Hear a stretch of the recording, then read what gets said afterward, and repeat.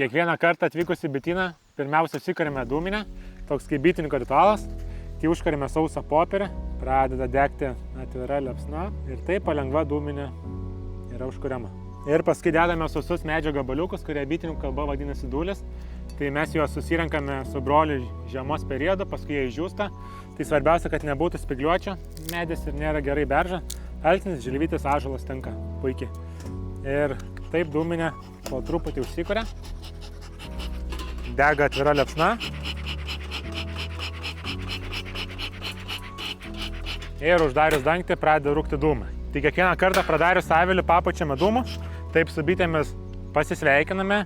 Bitės galvoja, kad avilėje vyksta gaisras ir reikės įskristi, prisigeria daug medaus, padidėja jos pilvelis, kadangi pilvelio apačioje yra geluonis, tai per tą pilvelio padidėjimą jos netaip gali susilenkti ir gelti ir aišku, kaip ir mes pavalgę būnam ramesni, tai bitės nusiramina.